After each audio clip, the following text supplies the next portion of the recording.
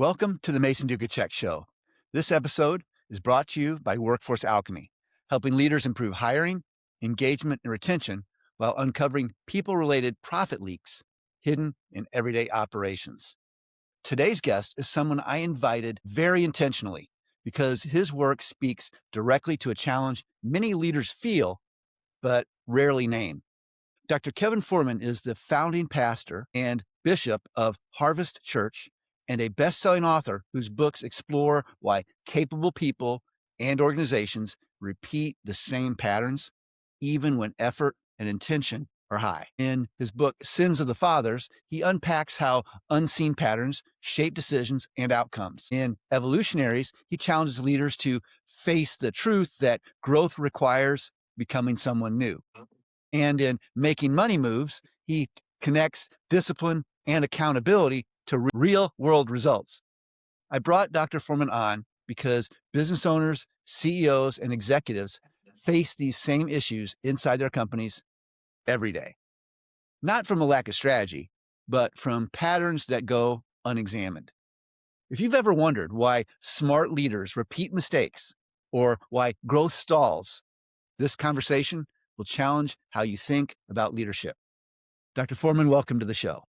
Listen, so excited to be with you. And I believe this is going to be an amazing conversation because I think there's going to be a lot of aha moments for us all today to learn from, grow from. And, I'm always a big believer. We don't go through anything. We grow through everything. And so I'm excited. Well, I'm glad you're here. Thanks for setting aside the time. My pleasure. So you spent years in your work talking about patterns that repeat in people's lives. When you look at organizations and leadership teams, what are the most common patterns you see repeating that leaders don't realize they're trapped in? Great question. You know what? I think number one is not really identifying what the real problem is. I think so often we're so used to treating fruit and dealing with the outcome that we never deal with the input that produced that outcome. I see that happen over and over again. I started my first business when I was 12 years old. There's this bank in Denver called Young Americans Bank, and they had a special charter from the state to offer financial products. And I came out of my mom's room, the joke is, with a Bible and a briefcase. So I had this spiritual component and this success and business and entrepreneurial component. And I was always a student. I would stand back, I would observe, I would watch. And I noticed that sometimes the problems are right in front of us, and that's exactly why we miss it. Number one, many times organizations, leaders simply aren't addressing what the actual issue is. And so as a result, you tinker around this, you tinker around that, you paint the fruit, but you never dealt with the root. So you've got an orange colored apple, but the reality is you never dealt with the fact that you've got an apple tree and you really want an orange. And so that's number one. Another one that I see is often hiring people and working with people, and they're not where they're a fish in water, is what I like to say. Sometimes we think that you can train everybody and anybody to do everything. And I tend to believe that the best thing to do is to find where people are like a fish dropped in water. If you put that fish on a tree, that fish is literally, it's going to fall off. Put that fish on some grass, it's going to flop around. It's not going to look very intelligent. In fact, you'd say, what's wrong with this fish? Nothing is wrong with the fish. The fish is just not in the environment and the element where it thrives. It's not doing what it does best. This fish needs to be dropped in water. And when you drop that fish in water, a lot of what you would have to teach is naturally demonstrated in that fish. And so I think many times for companies, organizations, whether it's nonprofit, for-profit, I've done both and built very successful companies. I discovered that we had to change our process to people. And it's not so much as just checking boxes. It's more saying, where is this person a fish in water? Because their facial expressions are different. Their body language is different. The way they do the work is different. You don't have to worry about them at 4:58 shutting down because they got to make sure that they're in that parking lot at 5:01. This is the person that when they're doing the thing that they are created to do, that they are best at, that gives them life, they will naturally produce great results for your company. I'll give you a third because, the speaker in me likes to have threes. I'd Bring it out. say one of the third of the organizations not willing to admit that we need to quickly pivot. Sometimes organizations stall in the decision-making process and it becomes a pattern that keeps repeating because it's too long to make a change. It takes too long to do something different. I coined this phrase that I love to, operate by, lead by, live by, which is I'm married to results, not the system.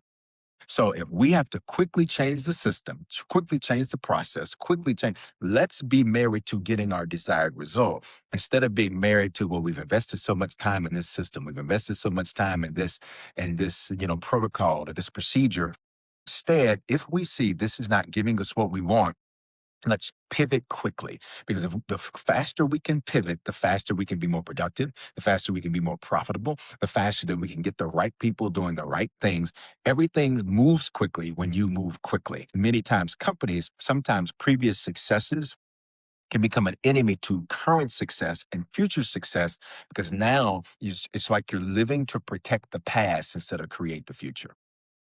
It's funny, because I just have this visual image in my mind of someone racing a car down a dirt road with a "bridge out" sign ahead, and someone saying, "Hey, man, the sign says the bridge is out ahead. We need to stop and pivot or turn." "No, Yes. man, we're going full speed ahead. We've already spent this much time planning and preparing this trip, and we got places to be. Like, don't distract me." And it's like, "But the bridge is out ahead." People think because they spent so much time, energy, and resources and planning, and they got momentum and everything that we need to keep down this path. But like that, what you just described put this image in my brain, and I can't get it out. So Yeah, no, thank you. and I think it's so true. And it becomes, but think about it, because a lot of times we look at companies, you look at organizations, businesses, they're people. People are behind all of these things, right? We see it as this building or this logo or this brand, but that's people. That's people that are doing customer service, people that are in the C suite, people that are managing, people that are doing these things. And so people simply bring the processes and procedures and patterns from their personal lives into everything that they do. You cannot do different than who you are. It's just not going to work that way. You could pretend for a while, but ultimately you're going to do what you are. And so I think the reason that's so true is because in most personal lives, people operate that way. You can see something's coming, something's happening, something needs to change. And well, we're just going to keep with the status quo, which, in one translation means slow death. To keep doing it, status quo, this is a slow death. We're literally going down a path that is going to lead to extinction. And so I love that analogy. I love the imagery of that, because most people live their lives that way. And the truth is, if I don't change it there, then I try to change it over here. It's the same thing. I'm dealing with fruit now with root. So it's going to repeat because I didn't change. I was just trying to change my business. So in your books, you explore how patterns often stay invisible until they're Hmm. named. Can Yes. you share maybe a story where someone didn't realize the pattern that they were repeating until it was finally brought out into the open? Sure. You know what? I'll use a personal story because I think the personal story is always, again, as I just said, I think the personal bleeds into other area. My book, Sins of the Fathers, I start that book talking about my stepfather.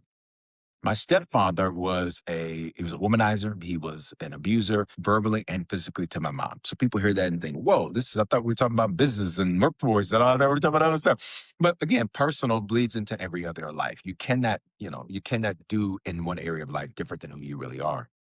And so he never met his biological father. In fact, when his mother was pregnant with him, she, in defense of herself, she unalived him in defense of herself. He was attacking her and what have you. And so he never met him. And here's the point. Even though he never met this man, he became exactly like this man because there is a pattern. The pattern, and this goes a bit deep, but those types of patterns that we operate in and that we walk in, sometimes they're caught, sometimes they're taught. Sometimes there are things that we observe and we see, and sometimes there are simply things that it's almost like it's your default. It's the natural thing that you gravitate to, that you go to. I notice when I'm speaking, I normally turn to the left. What's on the left? Nothing. It's my default. I just naturally turn to the left, and it never occurred to me I did that until somebody said, "Sir, you constantly turn to the left." And I said, that's funny because there's no camera over there.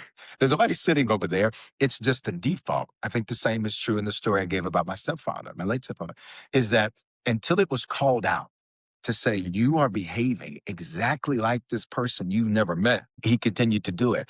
And even once he knew there was something that had become so intrinsic and so entrenched into who he was, it still was for him a challenge. You bring that over to business, many times for individuals, well, it's this person, it's this, it's this, it's this. It becomes the blame game until someone can step back. And normally, an unrelated third party that has no vested interest, that can be very objective and say, this is the pattern. We consistently are hiring the wrong type of person, or this is the pattern. We're consistently, not addressing the real issue, or this is the pattern. We need to abandon this whole process, right? It normally takes somebody calling it out so that you can actually change it up. That's awesome. You often talk about how patterns don't just live in families, they also Mhm. show up in systems as well. How do those same cycles appear inside companies, teams, and organizational cultures? Great question. Let's start with the last phrase you used, organizational cultures. So when you look at the word culture, I want to give what might be an unpopular opinion. The first part you see is the word cult.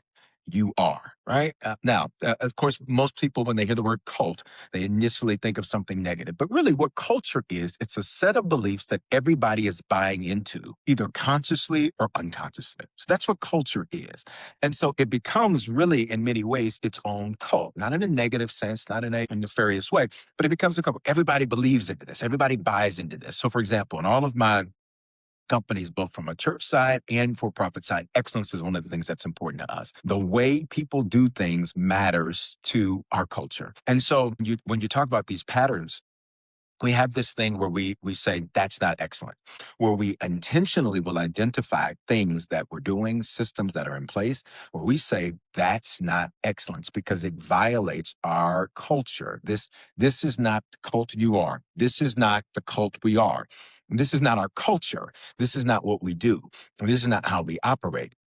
Everybody's doing that, whether you know it or not, because culture is not just articulated, it's something that it's also experienced. So if a lack of excellence is tolerated, that becomes the culture. If a lack of efficiency, so excellence is doing things well, efficiency, doing the right things well. If it's tolerated, that becomes the culture. If a lackadaisical attitude is tolerated, that becomes the culture. So when you look at that and you talk about some of those patterns that go unseen, often they are the things that we didn't articulate. That's really your culture. The things we didn't say, that's really your culture. The things that aren't on the wall, that's really your culture because it's this thing that everybody is buying into and everybody is practicing. Let me prove it to you. Uh, Everybody's had this happen on a team where they maybe have someone who is, that person that is on top of everything, they're doing everything well, they're by the book, they got their checklist, they are doing it. And sometimes on teams, you have the person who does none of that. And what they will do is say, oh, I'm not doing all of that. The boss is, my supervisor, no big deal. It's okay. What happens? That becomes a culture that if it's not identified, it bleeds into the team and it becomes cancerous in many effects. And the thing about cancer, sometimes once it grows, it's reached too many parts of the body to where it can be effectively treated.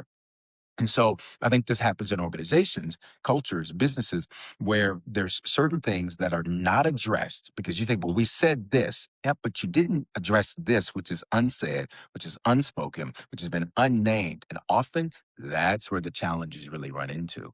So one more example rather, excellence is important. Another that is important to me is good systems. And so we coined this phrase that would say when people will say, well, I just can't do it. I just am this, I'm just that. I normally say it's not that you're overwhelmed, it's that you're underorganized. And then we followed up with this. Your system sucks. I know, really precise, right? We'd say your system sucks. Fix your system because there's nothing wrong with what in those instances there's normally not too much wrong with what a person's being asked to do or the volume they're being asked to do. Normally, it's the system that's set up around that that makes it feel impossible, that makes it feel intangible, that makes it feel like it won't work. Those, again, some of those things that are not seen, that I think that's part of the role of a leader is to not just address the things that are articulated and spoken, but what are the things that have become part of the cult, the culture, the beliefs that we all ascribe to, whether they are articulated or unarticulated, what are those things doing that are right in front of us, but nobody's addressing? What I'm taking away from your thoughts there is, I guess, concisely put, you get the culture not that you dictate, but that you tolerate. That's it. That's it. The culture that you tolerate. And tolerate is such a powerful word because you can get up and say everything and anything. I mean, so let's use this as a pastor. I've gotten up and I've spoken in front of our congregations and tons of people. And it always amazes me. They call me the people's bishop. So I love interacting with people and learning on people and talking to people. So I will stand out in line to shake hands and interact with people for, hours if necessary. One time in Atlanta, it was the heat. It was the middle of summer. We were doing an event and the air rather went off. And so it's middle of summer. The air went down in the venue. It's like 100 degrees in that venue, but I stood out there for an hour and a half to meet and greet people. Here's the point. It always blows my mind, some of the things that people will come and say to me, because I will say, I didn't say that. A person will say, when you mention this, this, and you said this, or they'll say, you always say this. And I'm like, I've never said that. Right. And so it always would blow my mind that people heard what they wanted to hear, not what I said. They heard what they interpreted, but not what was said. And so when you talk about culture and organization, you can say a whole lot, but what do you enforce? You can dictate a whole lot, but what is it that you tolerate? And that's where the rubber really meets the road because, many times visionaries and entrepreneurs, we like to get up, we give vision, we're excited about it, look at the data, look at the numbers, look at where we're going, look at what we're doing. And people are going to walk away from that meeting. And if you ask 5 different people what you said, you're going to have many times 7 different versions of what was said because everybody was interpreting. Many people are interpreting and filtering. They're not necessarily listening to apply. Interesting. So, why do high performing, intelligent leaders often struggle the most to see these patterns in themselves? I think it goes back to what I was just mentioning. It's because, one, you get so part of the nature of being a leader is you're visionary. So vision is always about the future. It's always about what's ahead of me. To really examine patterns, I have to do the exact opposite of what my natural build is. I have to go retrospective. I have to go back. So it's like telling someone who was used to always driving forward, stop looking at the windshield, and now let's look in the rearview mirror. Now let's look in the side view mirror, and now let's look because that's where the patterns are. The patterns are not in front of you; the patterns are behind you. So it's not even built into your nature to look back that way and look back retrospectively and introspectively. Because normally it's like, okay, well, that didn't work, let's move on. That didn't work, let's move on. That didn't work, let's move on. And it's good to move on, but move on with wisdom, move on with knowledge, move on having evaluated what did we just do? What did we just run over? What did we just knock off the road? What did we just do? And I think that's why it's so difficult. It's because it's directly antithetical to the nature of most high performing people. High performing people are always moving forward. So, I'm going to ask you a kind of a personal question, if you don't mind. Sure. I know in your books that you challenge people to grow and evolve rather than stay the same. But I'm curious if there was a moment in your own leadership journey where you realized that the version of you that built success wasn't the one required to sustain it. Absolutely. And it's so I love the language you used around that because that's exactly the way I say it. Is that because the version of me that I was is not the version of me that I need to be. So, I talked a little bit about my childhood and so, coming up in an environment like that, you become very parentified in the sense that early on I felt like I needed to be protected to my mom, protected to my brother, my sister. And I bring that up because again, as a leader, as a business owner, entrepreneur, CEO, all of that, those are just expressions of who I am as an individual. And I think for every person to step back, because there's always this disconnect between the two. It's just you doing different things. Water, if you freeze it, is ice, but it's still water. Water, if you heat it up enough, it's steam, but it's still water. So if you put on a different hat, you're still you. If you're sitting in a different seat, you're still you. If you add a title in front or behind your name, you're still you. So in that, I became very parentified. So there was a sense of responsibility that I had. So I would often view the people on my team, I viewed them in a very paternal way. So I'd see somebody that wasn't performing really well or wasn't doing really well. And rather than just handling it as an executive should handle it, I would handle it like a father. I would think, well, let's address this and let's work with them and let's do this and let's do that. And all the while abandoning the mission to address and treat an individual that the reality was back to where we started. They just were a fish that wasn't in water. But when you think paternally, you don't see it that way. Because every father watching right now, every mother right now watching is thinking, well, no, with my kids, I would do it like this. I would do it like this. For me personally, for a large part of my leadership journey, or a significant part of my leadership journey, thought paternally. And I said, this is not working. This is not effective. Now, here's the thing. We were still building and growing in an amazing way. but I was impeded because my time was spent. Let's go back to the car analogy. Instead of driving the car forward, I'm turning around, getting the kids together in the back seat. So I got one hand on the steering wheel and all of this stuff going on around me. And I'm turning around, getting to the kids. Hey, you guys stop that. Hey, you got, fussing with the kids like parents sometimes do. And that was a moment where I recognized this was good enough when this was small enough to where you could do that. You cannot do that anymore. You are going to have to begin to treat this and handle this as an executive, which required me personally to say, well, why am I handling it like that in the first place? Because if this was a vendor, I wouldn't handle it that way. When this was somebody, in a different scenario, it's because I took a sense of paternal care for people, and that simply was not the right attitude I needed to have. So, what are the warning signs that a leader maybe hasn't evolved fast enough for the company that they're building? Ooh, you ready? You're always frustrated. If you're always frustrated, True. it's a sign. Okay, I gotta use it. Something's gotta change here. And sometimes I think as a leader, you can feel, and this is crazy, you've got all the power, but you feel powerless. You've got all the cards in your hand, but sometimes you can feel like, I just don't know what I'm gonna do. I don't know what we're gonna do about this. I don't know what we're gonna do about this. Sometimes you can get stuck in this circular firing squad with yourself as a leader, especially a high performing leader where you've had many successes. And so often the thought is, I'll just duplicate what I did over there. I'll duplicate it here. I'll duplicate it here. I'll duplicate it there. But part of growth, part of leadership is that I've got to constantly keep evolving. And so if you're always frustrated, that's a sign. Secondly, if you no longer have the passion you used to have to do what you do, it's an indication. Many people say, I think I'm having a midlife crisis. I'm having a mid-business crisis. I'm having this, I'm having that, I'm having that, a post, whatever.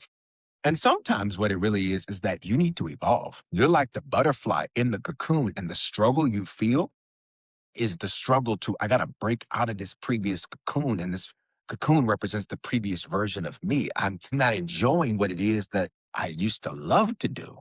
Now it's like, that dread is often telling you it's time to evolve. And here's the third thing is that when you look at your organization, there's more ways to measure growth than top line revenue. There's more ways to measure growth than profitability. There's more ways to measure growth than retention of employees or staffing. There's more ways to measure growth. Like, are the people happy doing the work? Do you enjoy the people you're around? Again, business is business. So I'm not saying it's got to be kumbaya, everybody sitting around having s'mores and having a good family. But think about it, you spend a third of your life sleep, 24 hours, 8 hours, and I know some people get a lot less, some people get a little bit more. Third of your life sleep. You spend a third of your life working. The other third of your life, depending on where you live, you're in the car, you're driving, you're doing all of these things. Two-thirds of your life are really spoken for. One of those thirds is doing work.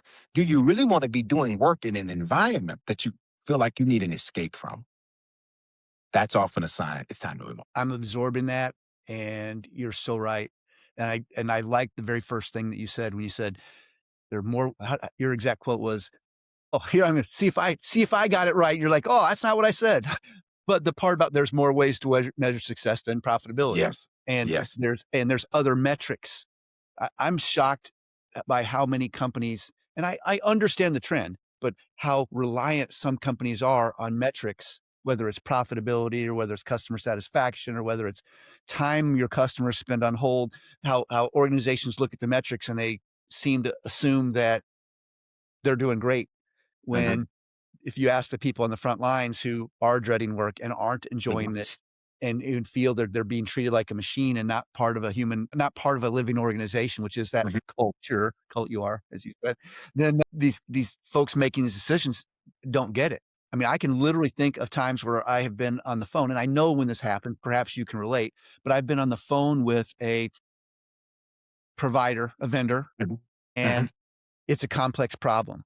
Mhm. And I can tell very quickly that the person that I'm talking to on the phone, it's beyond their skill level, Mhm. and I know they're being evaluated by, "What's your rating at the end? Was the customer happy, and how long did it take?"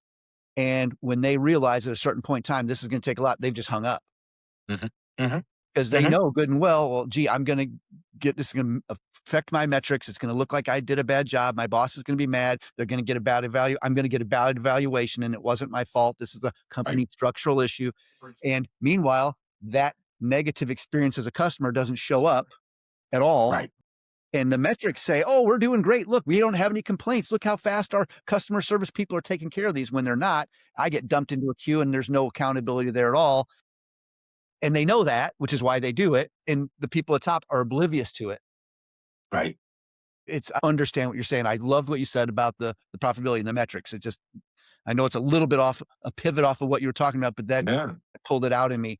So Yeah. even in the spirit of accountability, I know leaders often confuse accountability with control. From your experience developing leaders, what does healthy, effective accountability actually look like? You know what? I think it's really not one size fits all. And I think this is one of the things I had to learn. I had to really learn the difference. Some people are really good with people, some people are really good with projects. Very few people are good at both. From my experience, that's almost a unicorn of a person where you can manage projects and people and do both well. Now, I didn't say you can That's do both, but do both well. I would put people who were really good at projects, I sometimes would put them over people. And I would get this person's, not a nice person. This is a person we don't enjoy. This is a person who, this, that, the other. And I would say, why didn't you want to say anything? They said, well, we knew that if you put them in place, you put them in place for a reason. And most people wouldn't say anything. So I created a culture where, I said, since you're not going to tell me everything, I'm just going to ask the questions. So how's so-and-so doing? What's happening? What's going on? I discovered that, and I went a little further than that, but when it comes to accountability, it's not one size fits all. I think there's got to be basics. So all in our organization, I'm big on checklists. I'm big on we can't monitor what we can't measure. So I'm big on checklists, big on protocols, big on procedures for the technical, tactical aspects of what someone's doing. Then there's the things beyond the technical, tactical aspects of what someone's doing. And for that, it's different. There are some where we have what we call verify everything all the time, which is literally exactly what it says, because that person, where they're at in their journey, that's what's most effective. Then there are some where it is very much so this person works well when they are not, just to them, an overachiever or a strong performer, they will feel like, it's micromanaging them for certain levels. So we really have looked at it, and I look at it as what's most effective. And I normally use a couple of metrics and a couple of ways to measure this. Is that is this person have to be followed up with? Because if so, that's a problem. Because what that means is, again, I'm a visionary type. So once I speak it and once I release it, I'm done with it. But I have a good memory too. And so that creates this interesting dichotomy because I'm going to remember what I told you. I'm going to remember because it's going to be on a list. It's going to be somewhere else. And when I go back to visit that, I'm going to say, where is this? What's going on with that? When we see people who are not necessarily good at self managing, the accountability structure needs to go to something that is much more, I'll use the term rigid, much more systematic. And that's not control, because at the end of the day, if we don't know what people are doing, it's going to be very rare that you actually find that out until, like you just mentioned, you have enough negative customer experiences. I'm not dealing with that. I'm not going to put up with that. I'll just, you know what? And especially, you think of a lot of these businesses, especially subscription style businesses, there's 14 other companies that do the same thing. So if I'm not going to be treated well, I'm not going to beg to be treated well for you to address this particular issue. And so I don't think it's a one size fits all. I think you got to evaluate how people perform, the roles that they're doing. And I think there's varying degrees of accountability. And to me, anyone who views accountability as, well, you're trying to control me or micromanage me, one of two things is true. One, they're a horrible performer, or two, the antithesis, they're a high performer. To be the one. That's a fair answer because I paid my way through college with Army ROTC. So I was a second lieutenant, and I remember one of our major responsibilities was making sure that our equipment operated and was fully ready. How did you say it? You said you check everything all the time. That's one extreme, and while we didn't do, I wouldn't say we went there, but my style then, and again, I was early 20s, so it's been a minute, but I wanted my guys to know that I wasn't micromanaging, but I was paying attention. And we had this thing called PMCS, which is preventive maintenance and check systems or something like that, where every drill, the guys have to come in and check. There's a book. Like step one is check this on the vehicle. Step two is check that on the vehicle. And it might be 19 steps. And I'd go grab I didn't do it all the time, but once in a while I would Right. go grab a Post-it note and I might climb under the vehicle, get my uniform dirty, and put a little Post-it note on the axle or something that people Mhm. are supposed to check, Right. and say, "Hey, when you find this note, bring it to Lieutenant Duchatschek." And then I would wait a few hours, and I'd go and I'd ask my platoon sergeant, "Hey, has PMCS been done?" And he'd be like, "Yes, it has." "Great, let's Mhm. go see the squad leader." "Squad leader, has PMCS?" "Oh, yes, it has." Squad leader asks the guy up front, "Hey, has PMCS been done?" The guy that's supposed to actually do it. "Oh, yes. Yeah, yes, sir, I did." "Well, do you have anything for me?" "Well, what are you talking about?" And then I would ask the sergeant, and the sergeant I'd ask the platoon sergeant and the squad leader to crawl under the vehicle and see if they found anything around the axle. Now, I wasn't doing it to be a jerk. I was saying that, "Hey, I'm going to inspect what I expect, and if you tell me something's done, you need to make sure it is because I there's a very good chance I already know the answer to that or I will check." And I didn't do it to give static or headaches to that individual. I did that to send a message to everybody that the lieutenant's gonna check, and don't lie to him because he's gonna find out, and to just do what you're supposed to do, and I didn't Yeah. have to do that often. So, like you said, I was just curious what your take on it was, but in Yeah. this particular case, I know what 100% checking it every single time looks like, and I know what the other extreme like, which is not doing it ever. For me, in my style, I'm not saying it's right for you, but in my style, the way I rolled in that particular environment, a happy medium tended to be most effective. Yeah. And And can I just throw this on there? Oh, didn't mean to cut you off. no, go ahead. You're good. No, I was just gonna throw this on there too. And I think the reason that's important is especially when you consider the end game, or the end user or the end experience. So for example, let me use church. The reason we create, at one point, administration was, processing. I think the numbers were like, 8,000 phone calls. I forget exactly what the numbers were, but it was like 2,000 phone calls, 8,000 emails, like, that were coming in, that weren't just, hi, how you doing, type of boilerplate responses. And so each of those individuals, that's a life, that they're reaching to us for something significant. And sometimes these people are on the verge of, divorce, sometimes on the verge of suicidal ideation. Like, so these are not just like, I stubbed my toe and I need prayer, and I'm not saying that's I right, understand. but I'm saying I the got you. gravity of it, right? So to me, I said, these are big things that people are often contacting us for. And if we are inefficient and ineffective at communicating and responding and having systems and structures and strategies in place so that we're able to respond to people and address whatever their concerns are, needs are, what have you, it's not just like, I'll just, go down the street, so to speak. These are some pretty serious life issues. And so I think when you look at the end game, I look at maintenance on a car. Well, if the maintenance isn't done right, that could lead to several different things, accidents, blowouts, all different types of things. So to me, you got to look at the end game because sometimes people, view it as, I don't want my team to think this. I don't want my team to think this. Sometimes the pick is, do I care more about what someone thinks about me, or do I care more about what our end game is and how important it is for us to achieve that? That's And I think that's gold. yeah, That's gold. yeah, yeah, yeah. Because if you care more about what your people think about you, what will often happen is, again, as the leader, you really become managed. You're really being managed by the people you lead. Well, she can get a little upset when I ask her about this, so I don't want to say anything. Well, who's running the show? If you, and here's my saying, and then I'm gonna leave it alone. But if you're gonna call the shots, you have to be okay taking the shots because that's the way it goes. That's the way it goes. So you can't get upset and get caught into this thing of, well, people think I'm this. They're gonna think what they want to think, whether they tell you or not. So I might as well accomplish the end game and make sure that we're getting the thing done versus occupying myself with, that. And I'll just throw this last little piece on. I've discovered many people struggle with liking themselves. So I can't obsess myself with wanting everybody to like me. You're dropping some wisdom there. Yeah. Yeah. In your experience, why do people often resist the very changes they say they want, even when those changes would clearly benefit them? You know what? I think number one, pride. The pride of wanting to protect what I thought I knew. I thought I knew this. It needed to be like this. We need to do it like this. And oftentimes it's right in front of your face. But there's this stubbornness that says, well. And again, this is true in every area of life. Most people are that way.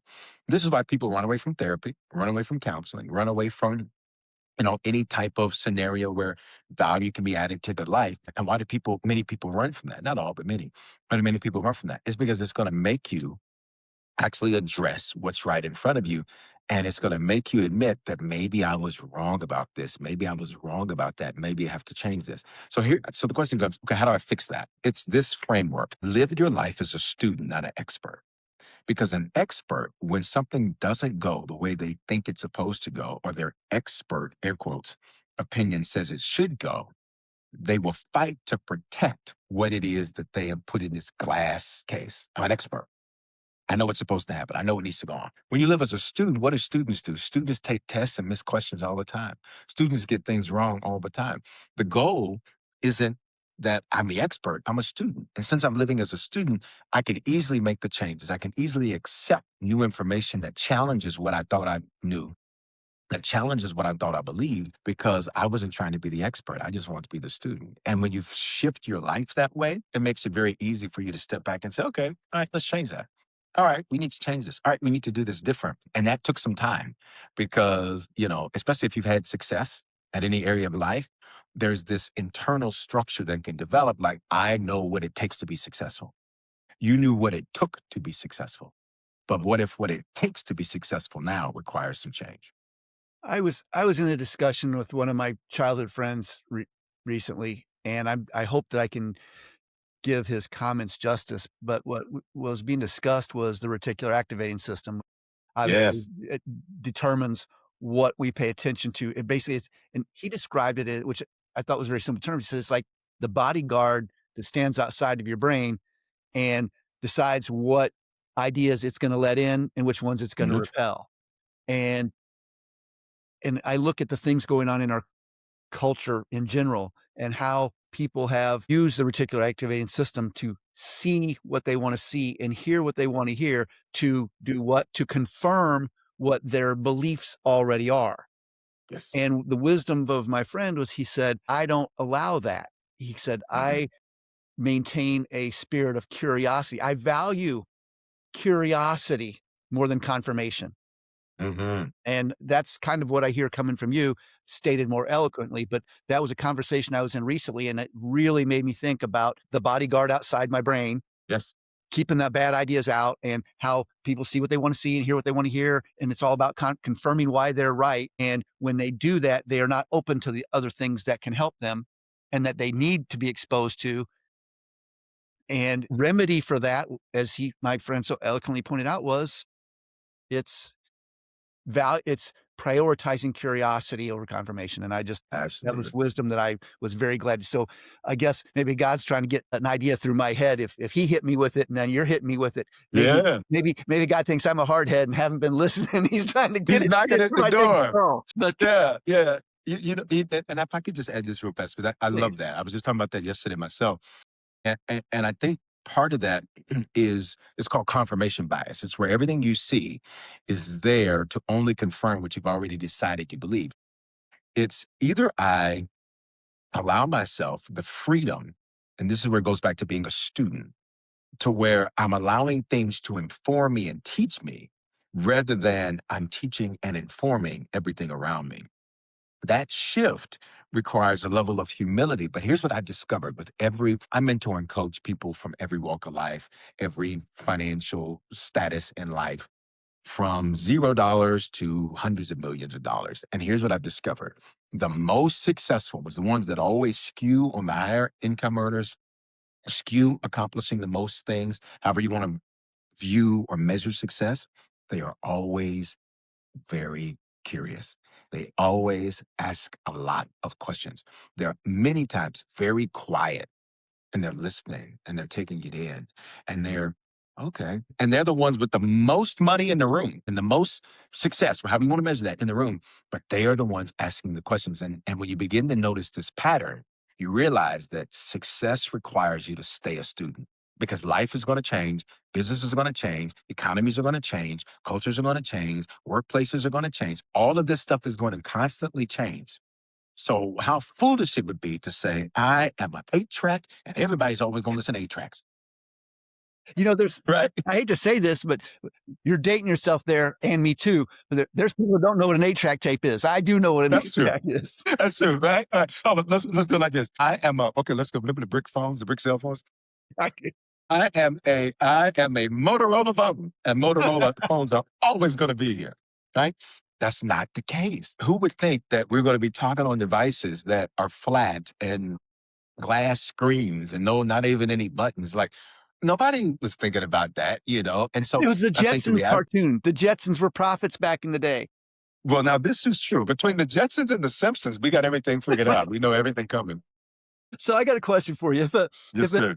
CEO or executive listened today, if there was only one piece of advice you could give them, and I know there's a whole bunch of valuable insights and ideas and strategies you could offer, but if there was only one piece of advice you could give them, what do you consider is the most important and why? I would say this, and it's pretty interesting. I would say value your ability to bounce back. And here's what I mean by that. CEOs, executives are always managing inner tension and if you ever want to know what your insecurities are, become a leader because everything about your insecurity, all of those things are going to come to the surface because you're not just managing a company. You're dealing with you. And I would say always value your ability to bounce back. Like one bad quarter is not the end. One bad year is not the end. One bad hire is not the end. A loss isn't the end. I remember after building a very successful, in fact, by the age of 21, I built Denver's largest black-owned mortgage company. And then the entire industry collapsed. And it wasn't just my company. I just opened a brand new office. We were doing a ton of business. I mean, on Friday, we were on top of the world. On Monday, there was no world to be on top of. I mean, literally, it happened that fast. And I remember during that time thinking, what happened? How am I here? And I said, okay, I did that. I can do it again. I can do something different. I can do something bigger. I can do something better. I talk about those lessons in my book, Making Money Moves, already getting your finances in order. Because how do you build something really big and then literally, due to no fault of your own, have that thing completely destroyed, if you will, and gone? How do you build back better? How do you do that? I think for every CEO, always recognize your resilience is your superpower. Your bounce back is your blessing. Your ability to say, I took an L, but I'm still here. I got a pulse, which means there's still a plan. I'm not done yet. I'm not done yet.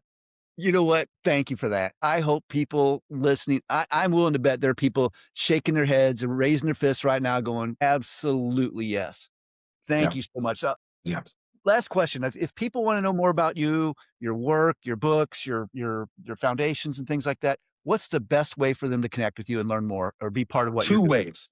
Yeah, two ways. One, bishopforeman.com, Foreman.com. Everything's there for everything that we do. We've got a great coaching community that we are launching. We're super excited about that. I still do one-on-ones and what have you, but everything, books and church stuff and business stuff, all of it's there. And then on social media, at Bishop Foreman, BISHOPFOREMAN. I actually literally respond to the messages. So I get several hundred a day. I still respond. So it takes me a while. But if you've been watching and something was spoken, something inspired you, definitely shoot me a DM and let me know. And I would love to hear that. And something we're doing for your audience, because my nature is I believe that you will never receive if you don't first release. I think that's a principle sometimes too that leaders often miss is that we're wanting to receive something before we release something. It doesn't work that way. You got to let it go before you can get it back. And so for your audience, if they text the word bishop, BISHOP, to the phone number 55498, we want to offer them a substantial discount on all our books, all of our stuff, everything we got.